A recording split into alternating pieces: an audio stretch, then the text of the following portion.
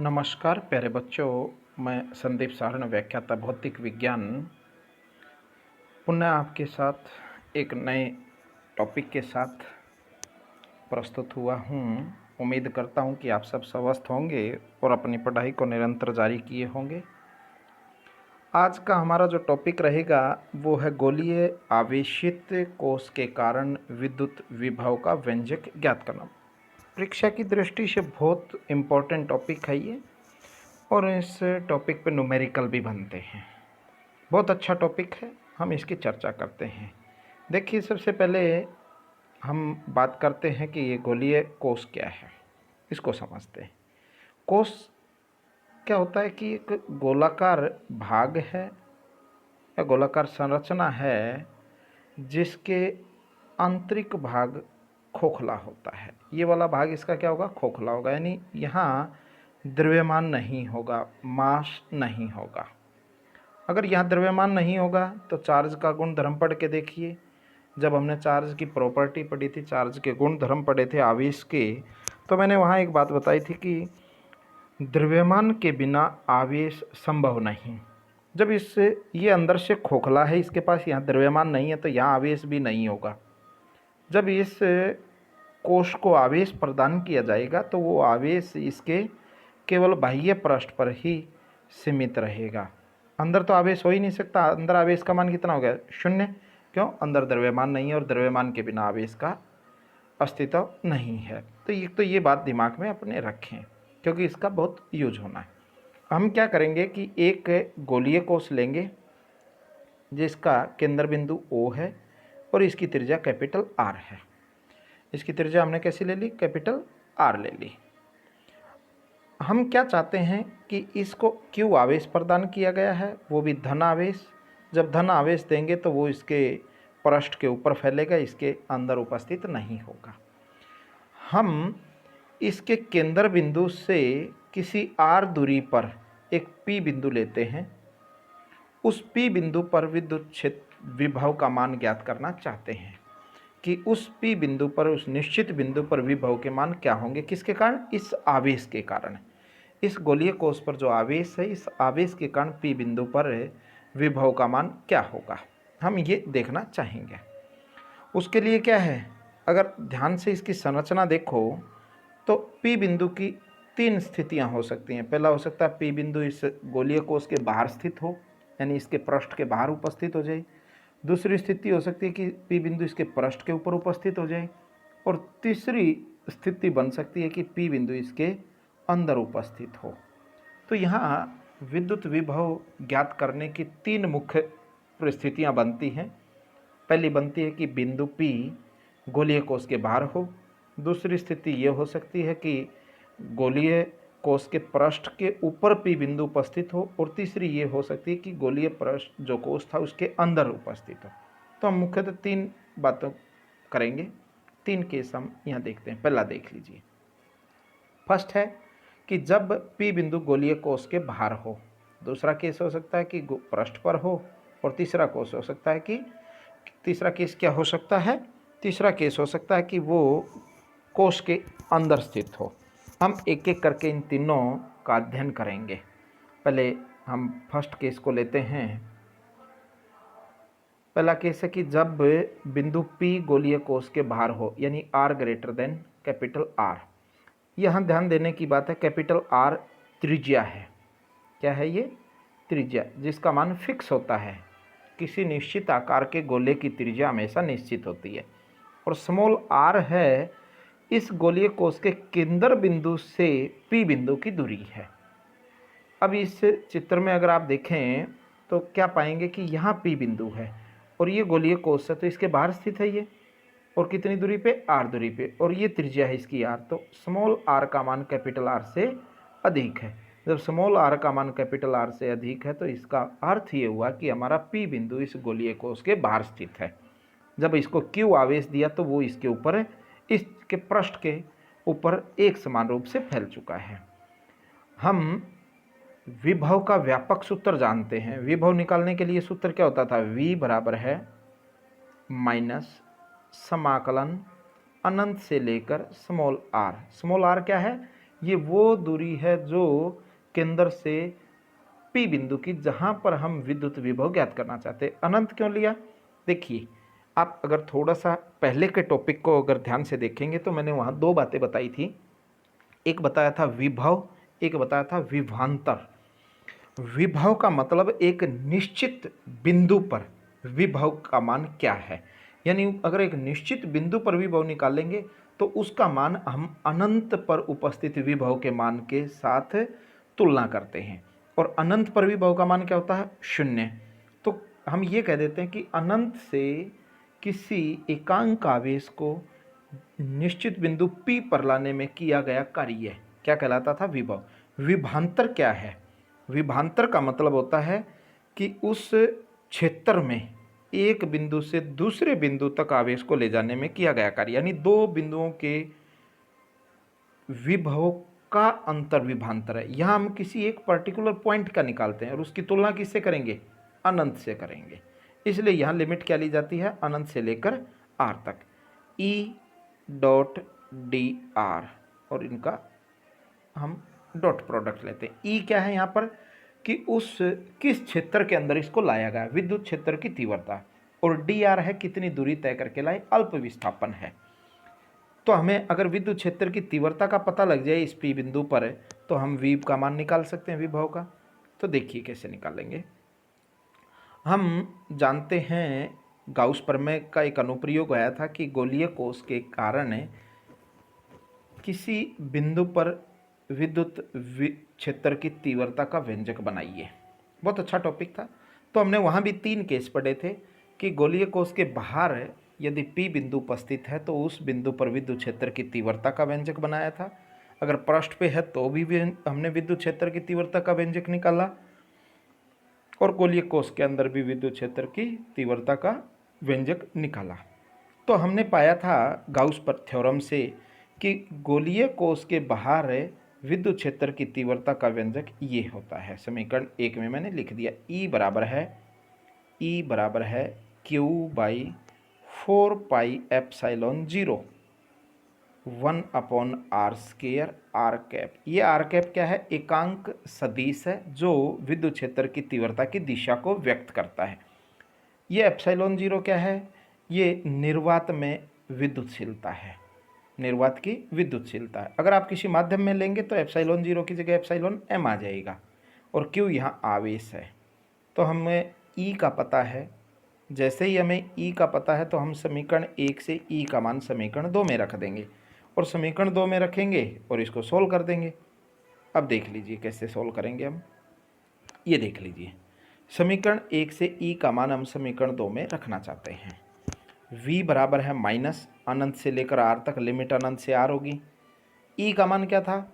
Q by 4πε0 R cap dot, यहाँ से हम फॉर्मूला डी आर। इसमें ये तो स्केलर क्वांटिटी है हमारी, अगर ध्यान देंगे तो ये वाला पार्ट हमारा ये स्केलर यानी अदिश राशि है। Q आवेश भी स्केलर क्वांटिटी होती है, 4πε कांस्टेंट, और R भी यहाँ पर अदिश राशि है। तो सदिश राशि कौन सी है यहाँ पर? आर कैप और डी आर, ये दोनों हमारी सदिश राशि, और इनके बीच में प्रोडक्ट कौन सा है, यानी गुणनफल कौन सा है? अदिश गुणनफल है। और अदिश गुणनफल कैसे सोल्व करते थे? ए डॉट बी को कैसे करते थे? ए का परिमाण बी का परिमाण कोस ऑफ थीटा, ये हम फॉर्मूला लगाते थे। तो ए का परिमाण का मतलब हो गया आर कैप का परिमाण, फिर डी आर का परिमाण, और कोस ऑफ 0 डिग्री, क्योंकि ये आर और डी आर दोनों एक ही दिशा के अनुदिश हैं। यानी एक ही दिशा के अनुदिश होने का मतलब है कि दोनों समान दिशा में होते हैं, इसलिए इनके बीच में एंगल कितना हो जाएगा? 0 डिग्री हो जाएगा। तो अब हम यहाँ मान रख देंगे इनका, तो हम क्या पाएंगे? हम पाएंगे कि माइनस ऐसे का ऐसा है, ये वाली क्वांटिटी ऐसी की ऐसी होगी, आर कैप का ये परिमाण है, डी आर का परिमाण, और कोस ऑफ 0 आने का मतलब मैंने बता दिया कि आर और डी आर क्या है? परस्पर समानांतर। और जब दो रेखाएं समानांतर हो तो उनके मध्य कोण कितना होता है? 0 डिग्री। आर कैप क्या है? अगर आर कैप को देखो तो एकांक सदिश है, एकांक सदिश का परिमाण कितना होता है? 1। कोस 0 का मान भी कितना होता है? 1। तो 1 गुणा में 1, ये तो 1 बन जाएंगे। जब ये 1 बनेंगे तो क्या बचेगा? सिर्फ डी आर बचेगा। इस तरीके से हम इसको सोल्व कर लेंगे। सोल्व करेंगे तो क्या मिलेगा, v बराबर है माइनस क्यू 4πε0। ये तो क्या है, कांस्टेंट, और कांस्टेंट होगा, इसको समाकलन से बाहर ले लेंगे। अंदर क्या बचेगा, सिर्फ dr/r²। इसका हल निकाल लेंगे हम। कैसे इसका समाकलन करो, देखिए मैं आपको थोड़ा सा समाकलन बता देता हूँ। समाकलन क्या होता है, x की power n into D x का अगर समाकलन करना हो तो क्या होता है, समाकलन का मतलब योग होता है एक तरीके से। तो समाकलन का सूत्र होता था x की पावर n है, इस पावर में एक ऐड कर दो n+1, और जो भी ये पावर आई इससे इसको भाग दे दो, ये हमारा समाकलन हल हो जाएगा। लिमिट अगर अनंत से r है तो अगर लिमिट रखनी है तो लोअर लिमिट यहाँ आ जाएगी नीचे, और अपर लिमिट को अपर रख देंगे इस तरीके से हम। और जब मान रखते हैं तो पहले अपर लिमिट रखी जाती है, फिर लोअर लिमिट रखी जाती है, upper limit minus lower limit, ये मेथड हो जाए। तो फॉर्मूला बेसिक ये है कि पावर में एक जोड़ देना है और जो पावर बचे उस पावर से हमें भाग दे देना है। यहाँ देख लीजिए, ये dr/r² है, ये था dr/r²। इसको कैसे लिख सकते हैं, इसकी पावर नीचे प्लस में ऊपर लेके चले जाओ तो क्या हो जाएगी, माइनस में r की -2 dr भी इसको लिख सकते हैं, जो मैंने ये नीचे लिख दिया। इसको आप ये देख सकते हो, ऐसे भी लिख सकते हैं इसको। अब इसका समाकलन करना मैंने यहाँ भी इसका फॉर्मूला डाल दिया कि x की -2 इंटू डी एक्स हो तो x की -1/-1, क्योंकि पावर में एक जोड़ना हमने। अब इसकी पावर देख लीजिए, इसकी पावर कितनी है, -2, इस पावर में एक जोड़ोगे, -2 में +1 ऐड करेंगे तो कितना बचेगा, -1, और इसी पावर से भाग दे देंगे हम। तो जब इसी पावर से भाग देंगे तो क्या बन गया, देखो माइनस, ये टर्म ऐसे की ऐसी आ गई। इसका समाकलन क्या हो जाएगा, r की पावर -1/-1, यानी जो पावर आई है उसी पावर से हमने भाग दे दिया। और लिमिट है वो ऐसी कैसी, लोअर लिमिट अनंत थी, अपर लिमिट r थी, तो अनंत से r हम ये इसमें लिमिट रख देंगे। अब सोल्व कर लो, ये -1 है, इसको बाहर ले आओ क्योंकि ये तो कांस्टेंट है। बाहर पहले ये एक माइनस है, माइनस और माइनस क्या हो जाएगी, प्लस। ये r की पावर -1 है, इसको क्या लिख सकते हैं, अगर ऊपर हमने कोई संख्या रख रखी है और उसकी घात अगर ऋणात्मक हो, माइनस में घात हो, तो उसको बटे में लेके चले जाओ, ऐसे ले जाएंगे तो उसकी घात प्लस में हो जाएगी, तो r की 1 को r लिखा जा सकता है। तो हम इसको जब सोल्व करते हैं तो ये हमारा, इसको ऐसे लिख देंगे, लिमिट होगी अनंत से r, तो रख दें लिमिट q/4πε0 ऐसे कैसा, पहले अपर लिमिट रखो, इस r की जगह पे स्मॉल r रखेंगे, ये हो जाएगा, माइनस लोअर लिमिट रखो, इस r की जगह पे क्या रख देना, अब अनंत रख देंगे। लिमिट रखने का तरीका है ये, लिमिट ऐसे रखी जाती है, मैं रख के भी दिखा देता हूँ कि ये हमारा 1/r था अनंत से लेकर r तक, तो कैसे रखोगे, पहले अपर लिमिट इसकी जगह पे रखें, r है तो r ही रह जाएगा, और फिर माइनस करके लोअर लिमिट रखेंगे 1 माइनस अनंत, और 1/अनंत क्या होता है, 0, 1/अनंत का मान क्या होता है, 0, मैंने यहाँ भी दर्शा दिया, 1/अनंत क्या होता है, 0, तो ये वाला भाग 0 हो जाएगा, क्या बच गया, q4πε/r, ये हमारा आंसर बच जाएगा कि v का मान हो गया q/4πε0 स्मॉल r, ये निर्वात में लिख दिया क्योंकि एप्सिलॉन 0 आया है। तो इससे क्या स्पष्ट होता है, यह स्पष्ट है कि गोलीय कोश के बाहर विद्युत विभव का मान दूरी के व्युत्क्रमानुपाती होता है। दूरी के व्युत्क्रमानुपाती का मतलब यहाँ देख लीजिए, v व्युत्क्रमानुपाती क्या आया, ये तो कांस्टेंट वैल्यू होगी, तो 1/r, r पे कैसे निर्भर करेगा, व्युत्क्रमानुपाती निर्भर करेगा।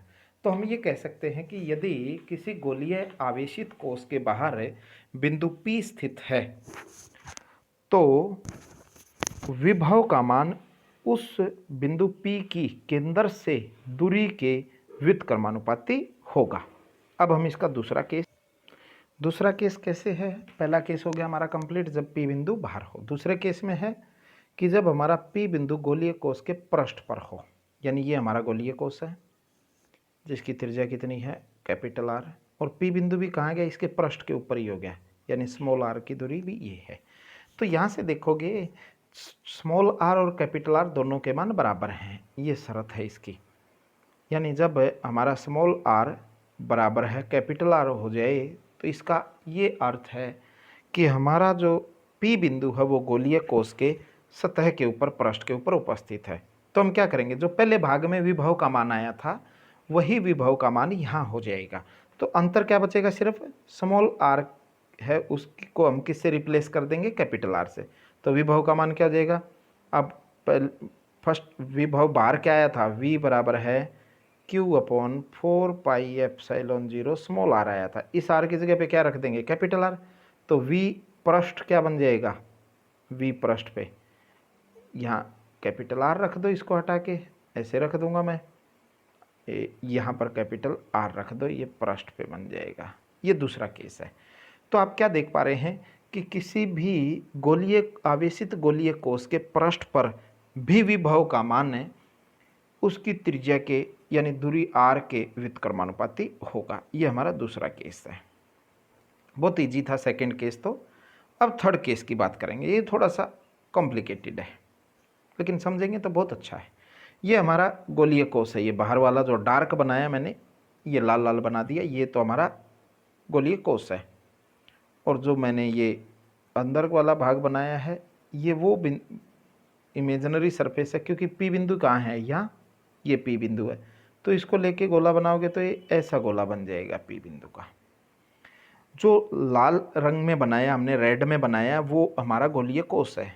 और जो ये इंटीरियर बनाया हमने ब्लू में, ये हमारा एक इमेजिनरी कोश है, यानी एक काल्पनिक कोश है जो जिसके पृष्ठ पर पी बिंदु उपस्थित है, क्योंकि पी बिंदु अंदर है। तो यहाँ देखिए ये दूरी स्मॉल आर है और ये कैपिटल आर है। तो यहाँ पर क्या हो रहा है, आर स्मॉल है कैपिटल आर से, यानी पी बिंदु की दूरी त्रिज्या से कम है, तभी ये इसके अंदर उपस्थित है। तो हमें इस पी बिंदु पर विभव ज्ञात करना है। अब पी इस केस में जब हमारा बिंदु पी कोश के अंदर हो तो विभव का मान ज्ञात करने के लिए हमें इसको दो भागों में तोड़ना पड़ेगा और दोनों भागों के विभव निकाल के उनका योग करेंगे तो वो कुल विभव प्राप्त होगा किसका, पी का। दो भागों में क्यों तोड़ना पड़ा हमें, अगर इस पर नोट करेंगे तो क्या है, पी बिंदु है, ये हमारा लिमिट है सरफेस की, इसके पृष्ठ की। पृष्ठ के बाहर अलग क्षेत्र होगा हमारा ई आउटसाइड, और इस ई से अंदर जाओगे, गोलीय कोश के अंदर जाओगे तो अंदर विद्युत क्षेत्र की तीव्रता अलग रहेगी। तो जब आप अनंत से चल के आएंगे, किसी एकांक आवेश को अनंत से लेके आओगे तो पहले तो वो बाहर की फील्ड के अंदर से पास होगा, उसको यहाँ से गुजरना पड़ेगा, इतने भाग में तो उसको अलग महसूस होगा क्योंकि विद्युत क्षेत्र अलग है। और फिर जैसे ही पृष्ठ के अंदर घुसेगा, इस गोलीय कोश के अंदर जाएगा तो अलग विद्युत क्षेत्र होगा।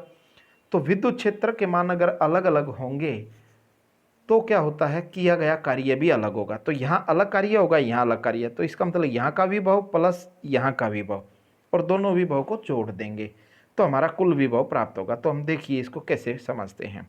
इसको दो भागों में हम विभाजित करेंगे और उन दोनों भागों के विभवों का योग परिणामी मान हो जाएगा। कौन कौन से, नंबर एक, पहला कि एकांक आवेश को अनंत से उस गोलीय कोश के पृष्ठ तक लेके आएंगे हम। यानी मैंने अभी बताया था कि वो गोलीय पृष्ठ लिया है हमने, तो बाहर की विद्युत क्षेत्र में रखेंगे उसको, तो उस समय विभव निकालेंगे। उसका नाम मैंने क्या रख दिया, V1 रख दिया। V1 बराबर है माइनस, फॉर्मूला वही है क्योंकि व्यापक फॉर्मूला विभव का वही रहेगा। तो V1 बराबर क्या हो गया, माइनस अनंत से लेकर कैपिटल आर। कैपिटल आर क्यों लिया, क्योंकि पृष्ठ की दूरी केंद्र से कैपिटल आर के बराबर है। ई आउटसाइड, ई आउट इसलिए लिखा मैंने, आउट का मतलब बाहर का। तो यहाँ जो विद्युत क्षेत्र का प्रयोग किया जाएगा, विद्युत क्षेत्र की तीव्रता का, वो विद्युत क्षेत्र की तीव्रता प्रयोग होगी जो गोलीय कोश के बाहर है। दूसरे केस में क्या हो गया, अब हम कहाँ तक आ गए उसके, ये हमारा गोला है तो इसके पृष्ठ तक आ चुके हैं। पहले तो अनंत से लेके इसके पृष्ठ तक आए कैपिटल आर तक। अब हमने क्या करना है, अब हम इसके पृष्ठ से लेकर इसके अंदर पी बिंदु तक जाएंगे। तो पृष्ठ पे कितना है, कैपिटल आर, और पी बिंदु कितनी दूरी पे था, स्मॉल आर। तो सेकेंड लिमिट क्या हो जाएगी हमारी, सेकेंड लिमिट हो गई पृष्ठ आर से बिंदु पी तक अर्थात स्मॉल आर दूरी तक विभव ज्ञात करेंगे। ये पृष्ठ अंदर की बात है तो यहाँ विद्युत क्षेत्र की तीव्रता कौन सी ले लेंगे, ई इन। इन का मतलब होता है अंदर, और लिमिट क्या लेंगे, कैपिटल आर से लेकर स्मॉल आर तक। हम ये दो विभव हैं और कुल विभव क्या हो जाएगा, इन दोनों विभव को जोड़ दो अगर हम V अंदर निकालना चाहते हैं कि उस P बिंदु पर कुल विभव कितनी है, तो वो किसके बराबर हो जाएगी, V1 प्लस V2। यानी दो भाग तोड़ दिए, दोनों विभव निकाल ली, उन दोनों को जोड़ दो। फॉर्मूला रख देते हैं, फॉर्मूला रखो, फॉर्मूला रखोगे V अंदर बराबर है माइनस, ये तो V1 का मान रख दिया, ये V2 का मान रख दिया। अब हम क्या करेंगे, इस तरीके से हम V1 और V2 के मान निकाल लेंगे और इस समीकरण में रख देंगे, यानी जोड़ देंगे तो हमारा मान निकल जाए। पहले हम V1 निकालते हैं। V1 कहाँ थी, अनंत से लेकर पृष्ठ तक एकांक आवेश को लाना। तो V1 का सूत्र लिख दिया, माइनस लिमिट होगी अनंत से लेकर कैपिटल R यानी पृष्ठ तक आए, E आउट dr। हमें पता है कि बाह्य विद्युत क्षेत्र की तीव्रता क्या थी, बाह्य विद्युत क्षेत्र की तीव्रता थी Q/4πε0 r² r कैप। ये r कैप इसकी दिशा को बताती है और कुछ भी नहीं है यहाँ। तो इस मान को क्या करेंगे, हम उठा के इसमें रख देंगे, इसमें रखेंगे तो ये बन जाएगा हमारा। ये आपको पता ही लग गया, मैंने ऊपर भी बता दिया कि R और dr क्या है, एक ही दिशा में, इसलिए इनके बीच कोण 0 हो जाएगा। कुल मिला के हमारा फॉर्मूला कहाँ तक आ जाएगा, ये आ जाएगा अनंत से लेकर कैपिटल R Q/4πε0 dr/r²। इसमें से जो कांस्टेंट है उसको बाहर निकाल लिया। ये आगे वाला पार्ट है, आप देख पा रहे होंगे, ये वाला पार्ट क्या कांस्टेंट, इसको बाहर रख लिया, माइनस को भी बाहर रख लिया। ये था dr/r² बटे में प्लस घात क्या है, प्लस की 2, ऊपर लेके जाओगे तो माइनस की 2। तो इसको क्या लिख सकते हैं, इसको हम लिख देंगे, इसको लिखने का तरीका हमारे r की -2 इंटू dr, यानी नीचे घात प्लस की थी, ऊपर लेके चले गए तो ये घात प्लस की हो जाएगी, माइनस की हो जाएगी, तो ये माइनस की घात होगी। अब इसको सोल्व कर लिया, समाकलन का तरीका मैंने ऊपर बताया था कि अगर r की -2 dr है तो इसका समाकलन कैसे करोगे, इसकी घात में 1 जोड़ दो, तो क्या बचेगी, घात में 1 जोड़ोगे तो -1 बटे हुए -1, जो मैंने यहाँ एक्सप्लेन कर दिया। फिर लिमिट रख देंगे, upper limit minus lower limit. तो इसको ये स्टेप कैसे आया, जो हमने ऊपर स्टेप किया था वैसे का वैसा है, मैं फिर भी बता देता। ये माइनस क्या हो जाएगा, 12 जाएगा, पहले ही -12 है, माइनस और माइनस क्या हो जाएंगे, प्लस हो जाएंगे। ये माइनस इस माइनस को यहाँ प्लस बना देगा। अब यहाँ देखिए ये कह रहा है कि फिर अंदर r की -1 अनंत से लेकर कैपिटल R, ये बच गया। अगर इसको आप रखना चाहें, ये घात क्या है, माइनस की, ऊपर अगर माइनस की हो तो नीचे लेके जाओगे तो ये प्लस की हो जाएगी, तो 1/r अनंत से लेकर कैपिटल R हो जाएगा। लिमिट रखोगे, पहले अपर लिमिट रखो, इसकी जगह पे ये रख दी, फिर लोअर अनंत को रखोगे, ये 1/अनंत क्या था, 0, तो सेकंड पार्ट क्या हो जाएगा इसका, ये वाला भाग 0 बन जाएगा, तो क्या बचेगा, Q/4πε0 r। इसको मैंने समीकरण 4 नाम दे दिया। इस तरीके से हम एक भाग निकाल लिया विभव का। कौन सा भाग निकाला, कि एकांक आवेश को अनंत से पृष्ठ तक लेके आए तो इतना विभव होगा V1। दूसरे भाग को भी सोल्व कर लेते हैं, V2 का सूत्र रखो। अब हमें क्या करना है, ये गोला था जो हम अनंत से लेकर यहाँ तक आ चुके हैं, इसके पृष्ठ तक। अब हमें कहाँ जाना, P बिंदु पे जाना। P बिंदु कहाँ है, यहाँ से लेकर यहाँ तक, ये क्या है कैपिटल R और ये क्या है स्मॉल r। अब हमारी लिमिट रहेगी वो कैपिटल R से स्मॉल r रहेगी, और फील्ड कौन सी लेंगे, E इनसाइड, क्योंकि हम बाहर का तो कवर करके आगे, अब हमें अंदर जाना है। लेकिन बात ध्यान रखें, गोलीय कोष खोखला था, खोखला होगा तो अंदर द्रव्यमान होगा नहीं, और द्रव्यमान नहीं होगा तो आवेश उपस्थित नहीं हो सकता।